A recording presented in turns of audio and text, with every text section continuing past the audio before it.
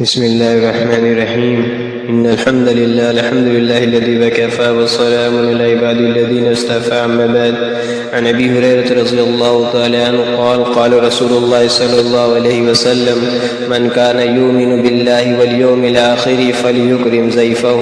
حضرت ابو ہریرہ رضی اللہ تعالیٰ عنہ سے روایت ہے کہ اللہ کے رسول صلی اللہ علیہ وسلم نے فرمایا، جو اللہ پر اور یوم آخرت پر ایمان رکھتا ہو اسے چاہیے کہ اپنے مہمان کی عزت کرے۔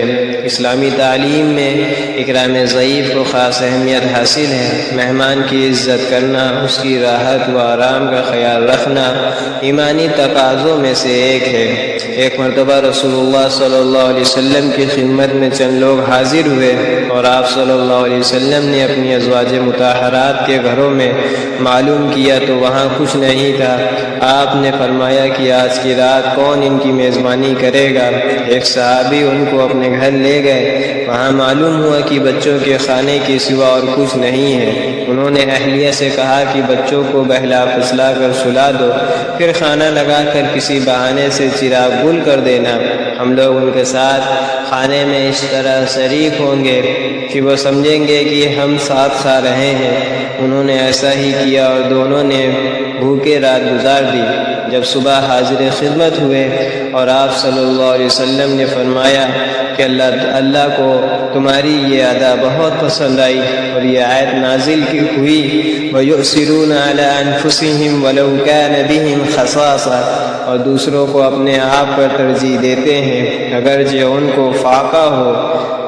یہ تھا صحابہ کرام رضی اللہ تعالی عنہم اجمعین کا احساس کہ خود بھوکے رات گزار دی لیکن مہمان کا بھوکا رہ جانا گوارا نہ ہوا۔ یہ وہ اسلامی اخلاق ہیں جن سے آراستہ ہو کر صحابہ کرام رضی اللہ تعالی عنہ نے ایک عالم کو مسخر کیا۔ دنیا ان کے قدموں تلے آ گئی اور اونٹوں کی غلہ بانی کرنے والوں کو عالم کی غلہ بانی کرنے کا شرف حاصل ہوا، اور دنیا نے ان کے بلند اخلاق کرم گستری کا کھلی آنکھوں سے مشاہدہ کیا۔